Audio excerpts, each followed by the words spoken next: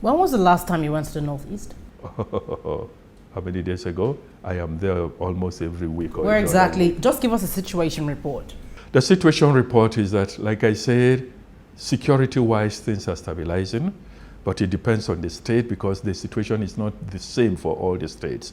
The level of return in Yobe State and Adamawa State is so high.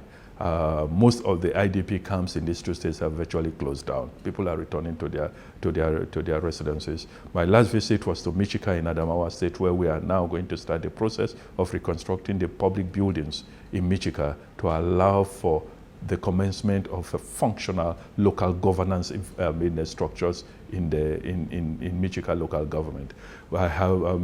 Before then we were in Buniadi, that's Gujuba local government and Gulani local government of Yobe State, where we also begin the process of reconstructing Buniadi town. Buniadi is one of the most affected towns. Recall that is where the Federal College, where 20-something students were slaughtered by Boko Haram, yes. The College of Agriculture, where so many of the students were slaughtered. Buniadi was attacked several times and the city leveled. There's nothing left of Buniadi. We're in the process too of beginning the reconstruction of public structures in Buniadi. You know that recently we commissioned all the reconstructed buildings in Dikwa local government in Borno State. That followed our earlier visit to that area at a time that hardly anybody was bold enough to go. But we had this, the support and the security of the military to go to do early assessment, and that was when we realized the impending challenge of additional crisis with IDP because of the number of people who were being recovered by the military. That was when we noticed over 70,000 people in one camp in Dikwa, and that was when we also, in partnership with the Borno State government, decided there was a need to do something urgently about the shelter of these IDPs. And that was when we started the process of reconstructing all the public structures in Dikwa. Every school in Dikwa today, the hospital, the police barrack, the local government secretariat, all have been reconstructed by Victim Support Fund. Every borehole in Dikwa has been reactivated by Victim Support Fund. And today, a number of those IDPs in the open have been moved into some of these facilities to provide shelter, while a few of them have been set aside for activities to commence immediately, including schooling and medical facilities in Dikwa. Well, let's get our facts straight right now. Of the over 55 billion that was put into that fund, yes. How much was really released? It's not about released because there were pledges. Yes. So if we, to get it right, how much of it has been exactly have been redeemed by those who pledged? Yes. And we have close to 30 billion that has been redeemed. So we still have over 20-something billion outstanding. So among all the projects you have embarked on, how much exactly did you spend? We have adopted a direct project implementation approach. And so, for example, all the reconstruction we did in Dikwa, we are done by direct labor. We procured our materials directly from the market, worked with the Borno State Ministry for Reconstruction and Rehabilitation to do the reconstruction. The Dikwa project cost us 250 million to do. We suspect that Michika may be something in that region as well. We suspect that Buniadi may be something in that region as well.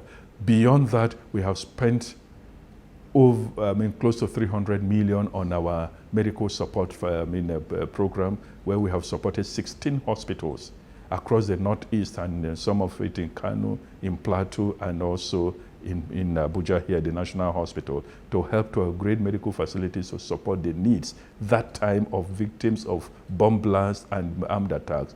Now that things have stabilized, those facilities have been extended for the free treatment of all IDPs and victims of the insurgency. Well, when you give a bracket figure of just 250 million here and there, it doesn't suggest you know exactly how much you spent. I was being specific about the projects. We spent 250 million on the project in Dikwa. We committed 2 billion naira to the Safe School Initiative. We supported the Safe School Initiative with 2 billion naira. We spent about 300 million on the medical support program.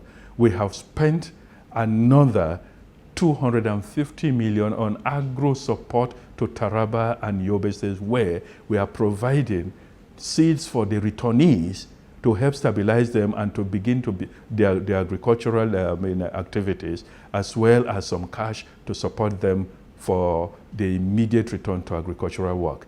We provided 20 million to 1,000 women in IDP camps for economic empowerment to start their entrepreneurship activities. We gave them 20,000 naira each, 1,000 women that were involved. So we know specifically how much we have spent.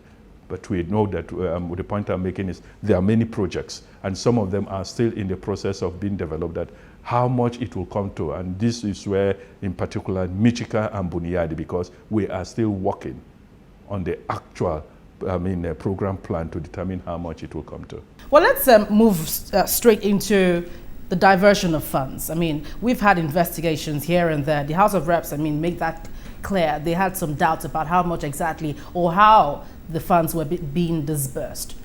Do you know anything about that? I have not heard the House accuse Victim Support Fund of diverting funds.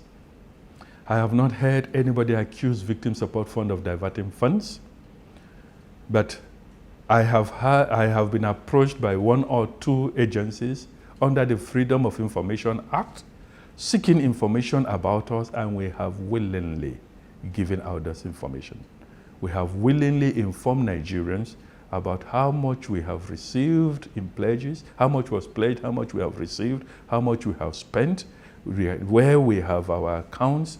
We have engaged one of the most reputable auditors in this country, KPMG, and you are free to go to KPMG to also get information about the audit they have carried out on our funds. And I can assure Nigerians, not with the persons of General Danjuma, not with the category of the members of the committee that would be called upon to carry out this type of very important, very strategic assignment for Nigerians. You cannot have somebody like General Danjuma making the highest single donation of $10 million to the fund and redeeming it within 2 weeks, turning around to sit and watch that fund diverted to anywhere. And we can assure Nigerians that the funds they pledged and redeemed are being used very judiciously for the purpose for which it's used. And we encourage Nigerians. The needs out there are huge. The entire funds of VSF, even if all the 54 billion were redeemed, can only just touch a little of the needs in the Northeast. Preliminary assessment of how much will be required in the next 2-3 years to make a significant impact in the Northeast is about 5 trillion naira. I hold on with your thoughts. We'll be right back on this. We're still with Professor Sunday Ochoche. Join us for more on the Victim Support Fund after the break.